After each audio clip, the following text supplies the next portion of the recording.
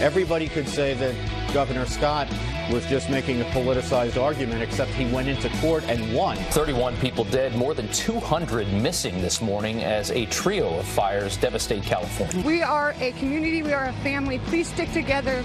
We need everybody to stick together. They're not even in control of the House yet, but top Democrats were already promising to, yes, investigate, investigate, investigate. Let's face it, the investigations are sexy. They're interesting. If they want to focus on impeachment and investigations, then I think they can say goodbye to the House and say hello to another 4 years of President Trump. Hillary Clinton will run again. Clinton's former pollster says she will be on the presidential ticket. Color me totally unsurprised. To say she's ambitious may be understatement of the millennium. You know, she may have to show up in Wisconsin this time. Someone's going to have to show her where it is.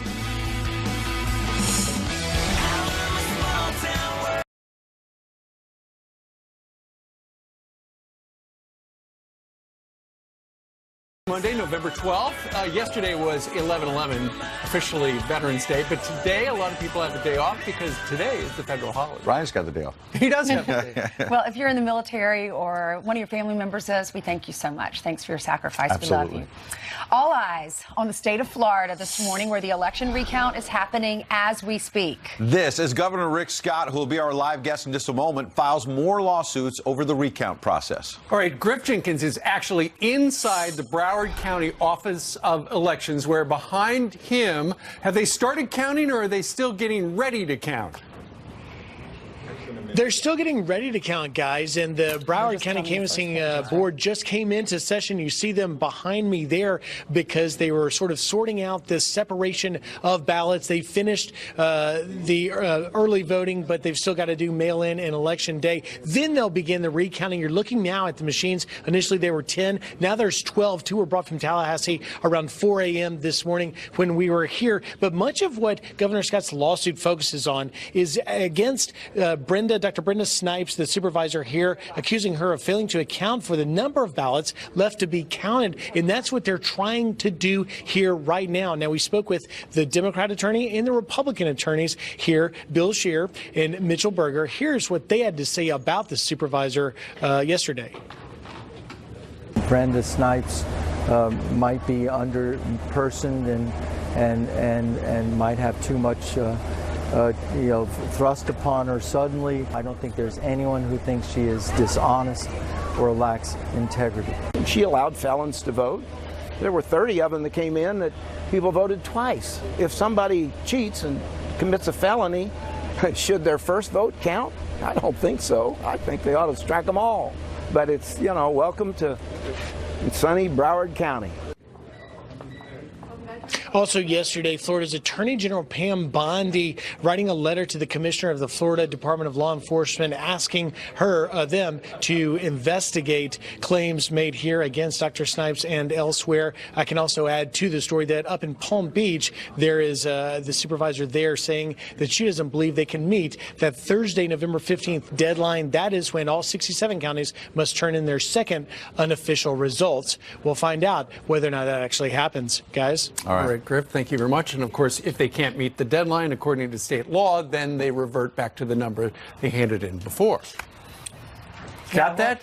But we should know something by Thursday. Thursday is the deadline. That's right. Let's bring in the current governor of the great state of Florida, Governor Rick Scott. He is, as you know, locked into this whole thing with the. He wants to be the senator. He does. He feels he is a senator. And Governor, you asked a good question yesterday. How did they come up with 93,000 votes after election night in Palm Beach and also in Broward County? Where did those come from? They won't tell us. We have no idea. So, we know that our laws are set up to prevent fraud. Okay, we know that they didn't let in party officials to observe. We know that there was no transparency. They were supposed to tell us where all this was coming from, when, how many ballots, all these things. We know mysteriously 93,000 new ballots showed up after Election Day. We know that Brenda Snipes has said that she took illegal ballots and put them in with legal ballots. She admitted that. Mm-hmm. We know that they continued to try to count after the deadline, which was noon on Saturday. So we know all of these things, but in the end, I have 12,000, I think 600 more votes than Bill Nelson. I won the election. There's a normal recount. We had a big turnout. 8 million people voted. So, my focus now is, we'll watch this recount process. No recount has ever overturned a lead like that. But I'm going to focus on getting to Washington and getting my agenda implemented. So this morning when I'm reading so many different articles about what happened in Florida and the rules that many people are claiming that these election supervisors broke, I'm wondering, why aren't they held accountable if they're breaking these laws?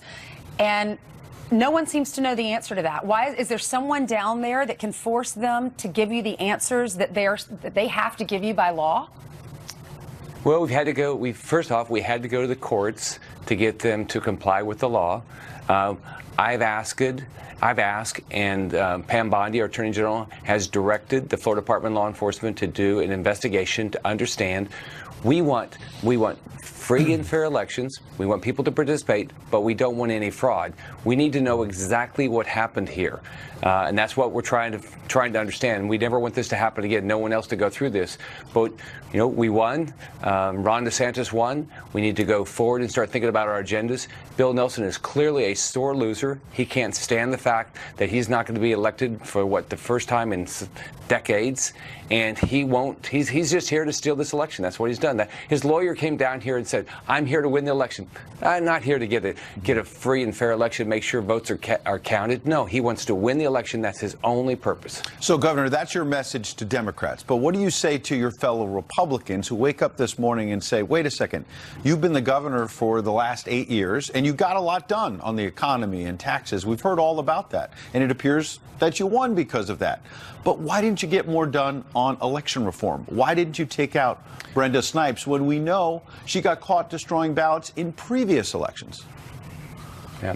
Well, that's one of the reasons why we filed the lawsuit yesterday, to make sure all these ballots are impounded, that Florida Department of Law Enforcement or sheriffs watch the ballots and watch the machines. There's no issues going forward. We've passed legislation to make sure that we had free and fair elections. The problem we have is supervised elections are locally elected. We have the expectation that they comply with the law to prevent fraud. So my focus right now is getting the Florida Department of Law Enforcement in there to review, to make sure that we end up with a free and fair election. But why didn't you take her out as governor, take her out of her position? I understand legislation was passed, but when she got caught previously destroying ballots, Governor, why didn't you say you're out? Well, first off, there's limitations what the governor can do. These are separately elected individuals. Mm-hmm. So you have to comply with what the law is. And so what we've done is pass legislation to make sure, do everything we can to make sure there's no fraud. And then, if we have concerns, get law enforcement to come in and look at what's going on. Right. One of the other things that some have suggested is a red flag, Governor, is the fact that in Broward County alone, nearly 25,000 more people voted for governor than they did for senator. Of course, you were governor. Now you're interested in the senator line. But historically, that happens. In fact, last time Bill Nelson ran for Senate, when there was also a governor race, the undercount was something like where it is right now, about 35,000. No one knows why. And those things happen. People decide not to vote. We have a lot of people on the ballot. I know sometimes we have judges on the ballot. People don't know, so they just don't vote. So no one knows why. But what Bill Nelson needs to do now is what he would be asking me to do if I had lost the election, is say, look, the election happened. Let's go forward. But he's not. He's just a pure sore loser trying to steal an election.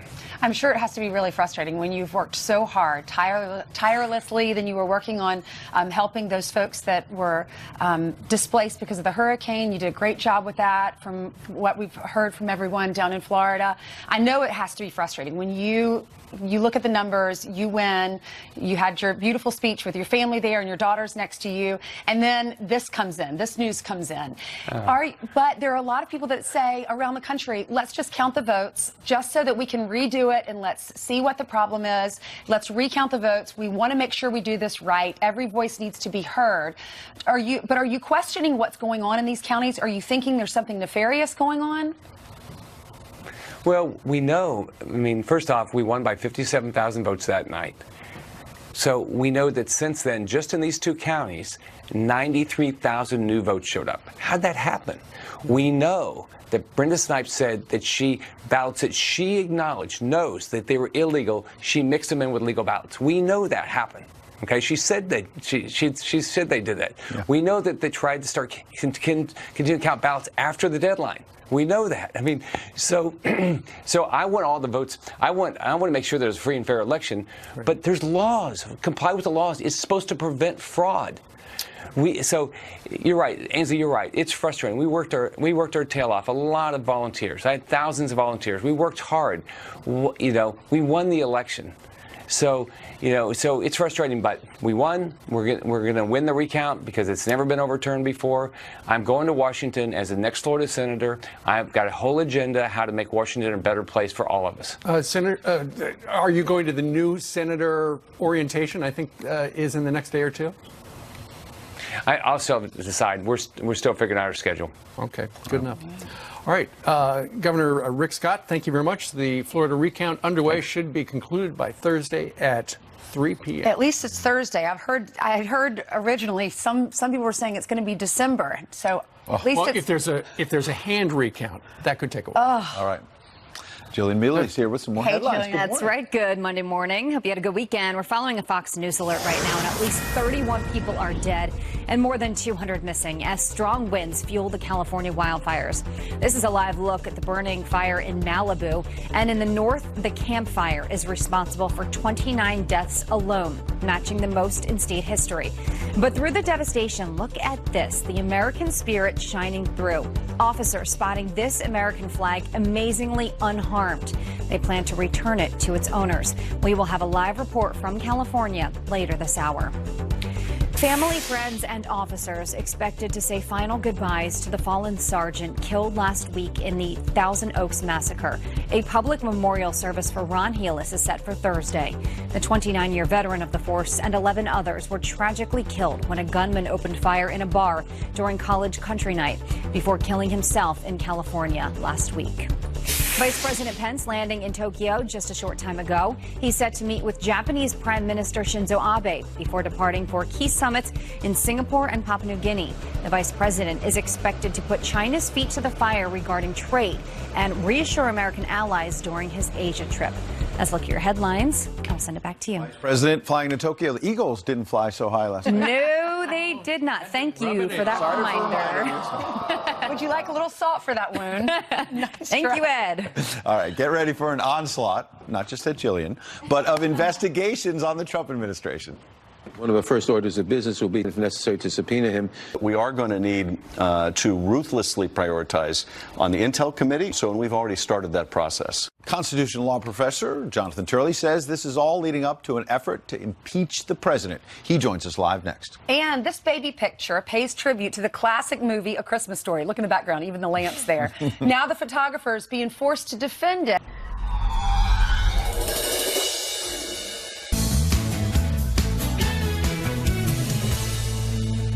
Today, I am sending a letter, along with Leader Pelosi, to the Chief Ethics Officer of the Justice Department, asking him to issue guidelines. Should Whitaker recuse himself? Matt Whitaker, immediately, one of our first orders of business will be, if necessary, to subpoena him. We are going to need to ruthlessly prioritize on the Intel Committee, and we've already started that process. Democrats right out of the gate on Sunday pledging to unleash what the media are calling an investigation onslaught into the Trump administration. Here with analysis, Professor Jonathan Turley. He, of course, a constitutional law professor at George Washington University. As you can see today, he's down in Dallas. So, Professor, are you surprised that the Democrats wasted no time in announcing, you know what, we're going to start digging, and we're going to start digging soon?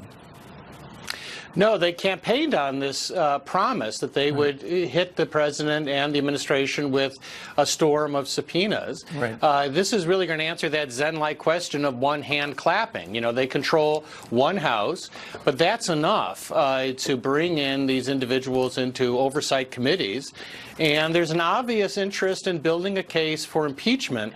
It's just they don't really have the impeachment grounds. I'm here in Dallas to debate CNN's Jeff Toobin on impeachment. That is the subject that everyone is talking about. I just don't believe that they have enough right now to make out a compelling single article of impeachment. And you say, you told me in the commercial, Mr. Toobin's going to suggest that impeachment is political, and you disagree with that. The framers viewed this as a legal standard. They wanted to make it difficult. It is not a court of law technically, but it has standards. It's very easy to say, oh, this is just a political judgment, because it releases these members to just vote their political interests. That's not what the framers intended. You know, when you look at how the campaign ran over the last year, we heard a lot from Maxine Waters over the period of time talking about impeach, but then the party leaders were like, yeah, let's back away from that. People, if the people are going to put us in power, they want us to try to get stuff done. And now we see all these committees that are talking about hearings. That's right. And, you know, this is what the framers were afraid of. Impeachment's not supposed to be a recreational exercise. It's not supposed to be something that you do to please your base. It's a very serious and disruptive and dysfunctional element to introduce into our system. The chances that Donald Trump will be impeached are virtually nil at this point. So first they're going to throw out a net and try to find any possible evidence that they can make out an impeachable offense. They don't have it right now. But when you look at the range and scope of the suggested investigations, it's really breathtaking. Well, let's see what happens. All right, Professor, thank you very much. Thanks, Steve. All right. Meanwhile, in the news on this Monday morning, rock legend Joe Perry collapsed backstage. An update on the Aerosmith guitarist coming up. And this baby picture paying tribute to the classic movie A Christmas Story, but the photographer is being forced to defend it because of that wooden toy gun. She is here live with the newborn's mother to respond. Coming up next on Fox and Friends.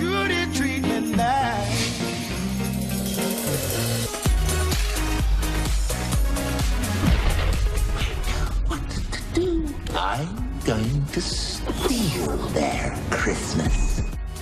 All right, time now for your news by the numbers. First, $66 million. That's how much The Grinch snagged its opening weekend in North America, where we are right now taking the #1 spot at the box office. All right, next up, 11,000. That's how many UPS workers will be on the road just in time to save Christmas. Company's freight workers reached a deal to avoid a strike, keeping them and your packages on strike.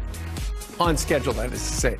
And finally, $13,000. That's how much the Whiskey Advent Calendar will cost you. Look at that right there. A British company says it's filled with 24 of the most spectacular whiskeys ever created.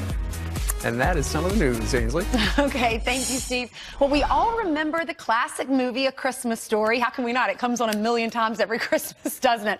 Well, it shows how one 1940s family prepares for the big holiday, including 9-year-old little Ralphie, who wants one thing. No, I want an official red undercover knife to 200 rifle. You'll shoot your eye out, kid. That iconic scene inspiring a local Indiana photographer to snap that photo right there, which includes a miniature wooden toy gun, but the adorable photo sparking some fierce backlash. Here to react is that photographer, Amy Hale, and Adria Rochette, the mother of that newborn little Liam, who is in the costume now. Hey, ladies, thank you so much for being with us. Hi. Thank you. Hi. Okay, Amy, I'll start with you because you posted the picture, and then what happened? You're the photographer. Yes. What happened next? Well, I posted the photo and initially, had lots of positive reactions. And then there was a couple initial reactions, whether it was because I didn't understand the movie or, had something to say. But then it has become a very overwhelmingly positive thing. And we've had lots of positive comments and emails and messages from all over the world now. So it's become quite a neat thing. Well, Adrian, we wanted to have you on because there were a lot of critics that were upset that there was a gun in the picture, and you really thought of all the details. You had the leg lamp, you had the gun, you had the glasses, and the outfit, obviously. What'd you say?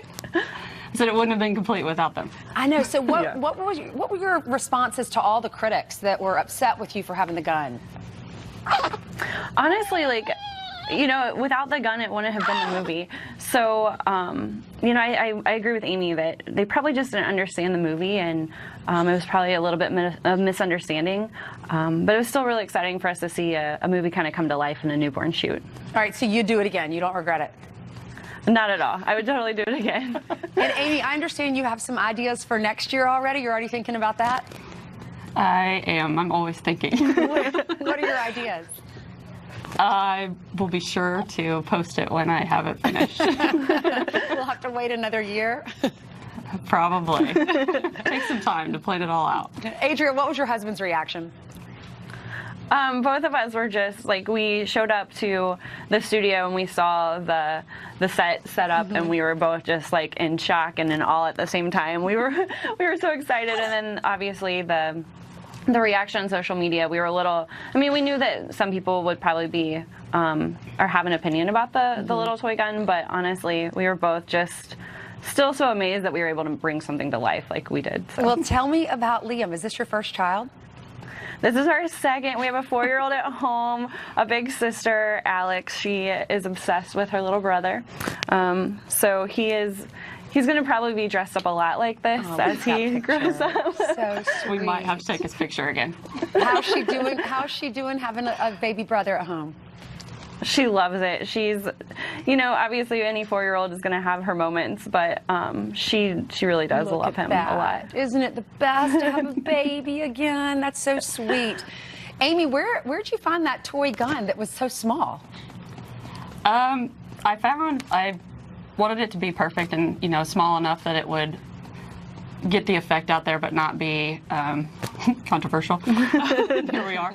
But I think, you know, it's obviously not a real one, so I was very particular about that, but I wanted it to be realistic enough to make the photo effective. So I did find, his name is Ruben. I'm not real sure how to pronounce his name, but I put it on my post. And he hand makes them. So I found him just by chance, and I'm glad that I did, because it made for the perfect little thing to add to the photo. Well, Adria says she doesn't regret taking the picture. How about you, Amy? Would you do it again? Yeah, absolutely. All right. And what's your website if people want to go on and find out more information about how they can hire you? You can go to www.coffeecreekstudio.com. I also have my Facebook page, which is on Facebook with Coffee Creek Studio. So. Thank you both for being with us. Give Thank our you. best Thank to your you. daughter and to little Liam. Okay, thanks, you. ladies. Have a good one. We have a Fox News alert. Deadly, out-of-control wildfires. Those in California, they're raging. They're destroying houses. People are missing. The danger shows no signs of stopping either, and we are live on the ground there next. Plus, the media says Republican concerns about the Florida recount are conspiracy theories. So what is the real story? We will discuss that straight ahead. And thought Hillary Clinton was done running for president? Well, think again. One of her former advisors says you're going to see her on the ballot in 2020.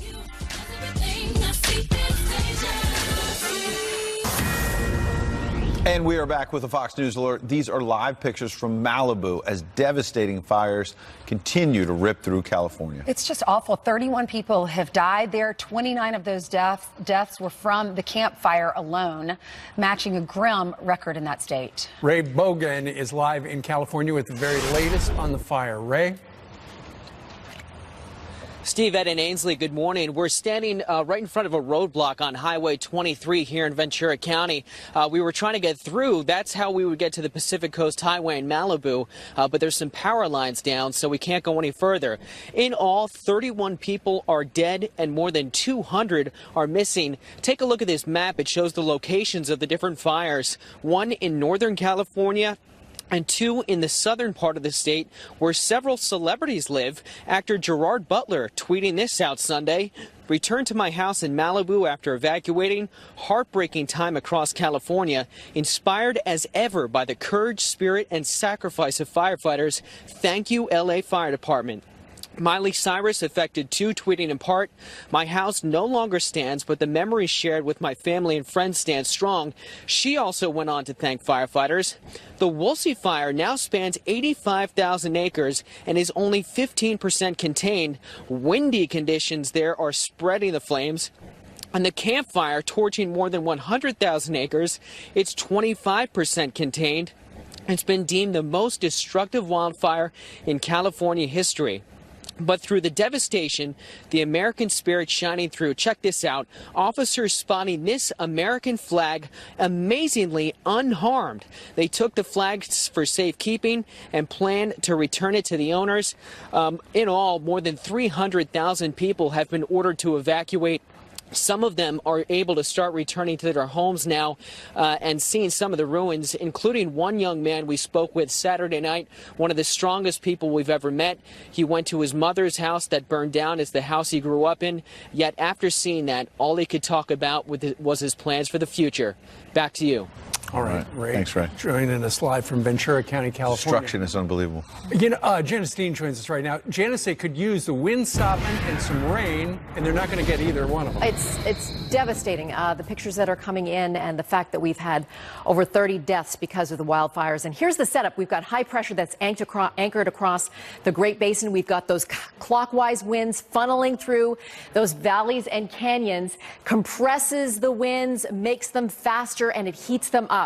So unfortunately, we have the threat for Santa Ana winds, not only for just much of California, but really concentrated for Southern California. Here are your current winds. It's very calm right now for Southern California, but we are anticipating those Santa Ana winds to kick up gusts in excess of 50 to 70 miles per hour. That is going to be impossible for firefighters to try to contain. So they need to get out there right now. The fire threat, the wind threat is going to be ongoing, especially this afternoon, into the overnight and into tomorrow. Again, wind gusts in excess, especially across Southern California, of 50 to 70 miles per hour. That's like a hurricane force wind gust.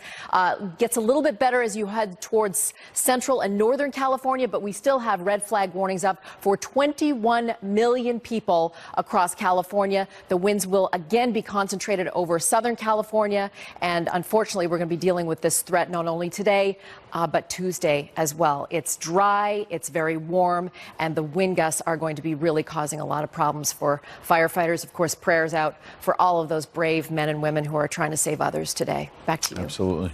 All right, JD, thank you very much. Okay. And so Santa Ana winds, amazing, 70 miles per hour. You just worked so hard your whole life to build what you have, and then to see these houses and then all these deaths. All right, let's hand it up to Jillian, who has some more headlines for us. Hey, Jillian. And that's right. Good morning. Vice President Mike Pence has a very powerful Veterans Day message. In a Fox News op-ed, he writes, quote, "Veterans have no better friend than President Trump. This president and our administration understand that veterans' benefits are not entitlements, they're earned." The vice president also writes how the administration is committed to helping veterans by doing things like reforming health care and implementing the Whistleblower and Protection Act. We haven't seen the last of candidate Hillary Clinton. That's according to one of her former aides. In a Wall Street Journal op-ed, Mark Penn writes, quote, "True to her name, Mrs. Clinton will fight this out until the last dog dies. You can expect her to run for president once again." Penn will join us live next hour. But we just heard from former Secret Service agent Dan Bongino, who worked with Clinton. He says he's not surprised. If she doesn't have power, her whole life revolves around being that person in charge. She needs it. She wants it. She can't lose. And listen, I would not, don't sleep on this. Don't fall asleep on Hillary. I get it that it's kind of become a running joke. Last month, Clinton admitted she'd like to be president. Legendary guitarist Joe Perry is alert and responsive after collapsing backstage just minutes after performing with Billy Joel.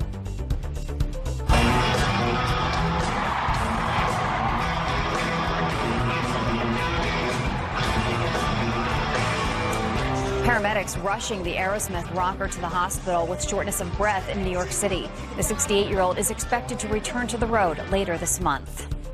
So your coworkers probably want you to stop giving it 110% at work. A survey finds it's the most cringe-worthy office phrase.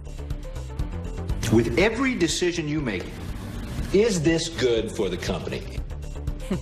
Blue sky thinking, low-hanging fruit, and Synergize also top the list of the most annoying things people say at work. That's according to a poll at an IP Expo in London. Let us know what you think. Send an email to friends@foxnews.com. Back to you. Do you have one that you hate, Jillian? I don't think so, actually. What about "It's not my job"?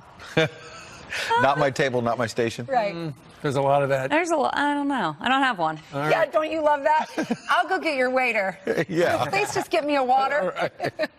All right. Coming up on this Monday, ICE wanted this illegal immigrant deported, but a Sanctuary County released him instead. Now he's been charged with a triple murder.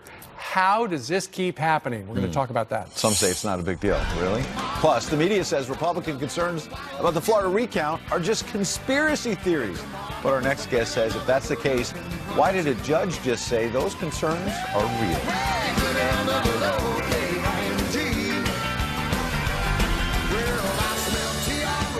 The Senate and the governor races undergo a recount. But the left is painting their concerns as nothing but, quote, baseless conspiracy theories. So what's the real truth? Managing editor for Olympic Media, Katie Fraites, joins us now. Good morning. Good morning, guys. You know, Katie, I look at another state like Wisconsin where the governor, Scott Walker, was ousted on election night. He could have demanded a recount. It was tens of thousands of votes. And he runs the state, obviously, as governor, so he could try to game it. But he said, you know what? I lost fair and square. I'm out. He did the right thing. Why in Florida do we have all this, what seems like gaming of the system? Well, I think obviously because this race does seem to be a little bit closer, but on top of this, we have to focus on Brenda Snipes. So she does Broward County. She is the commissioner for these elections, and she has had a long, long history of accidents and mistakes. In 2016, she did this to a Democratic opponent, a challenger to Debbie Wasserman Schultz. And even Tim Canova, he said that this seemed very suspicious. She had a taped deposition where she admitted to destroying ballots. This woman has a very long history in this county and Palm Beach as well, these two counties where we're seeing this issue in Florida of very, very suspicious behavior. So I don't understand how Democrats can look at this and say, oh, yeah, it's just a conspiracy. Republicans are just upset.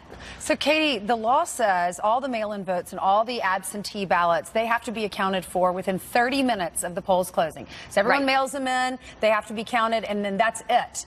But on Tuesday, Brenda Snipes, the supervisor of elections for Broward County, there were 634,000 votes that were cast. Then on Thursday, a few days later, she changed that to 712, 840 ballots had been cast. Why are we discovering new votes all of a sudden? Well, right. That's always the thing, isn't it? They find these boxes of undiscovered ballots always after time is up. And it's not like they're ever mixed ballots. It's not like they're all Republican. They all only seem to be these mysterious Democratic write-ins that people have that help their candidate. She is a Democrat, and it's so suspicious. I don't understand how the media can look at this and scoff. There's laws that are being broken, and maybe it's not intentional, but these laws are being broken over and over and over again. And two of Rick Scott's lawsuits have a judge ruled in favor of those lawsuits against Brenda Snipes and Susan Butcher in Palm Beach County. So if that's not an indication that this is not a conspiracy, I don't know what is. Katie, the president tweeted this out. Right. Kind of on the heels of what Ainsley was talking about. Rick Scott was up by 50,000 votes on election day. Now they found many votes, and he's only up 15,000 votes. The Broward effect. How come they never find Republican votes? All right, well, that's his point. But a moment ago, you said all these laws are being broken. What laws are being broken? So we have a few things that are going on. Of course, as you guys said previously, there is a certain deadline where ballots have to be counted by. There's reporting deadlines.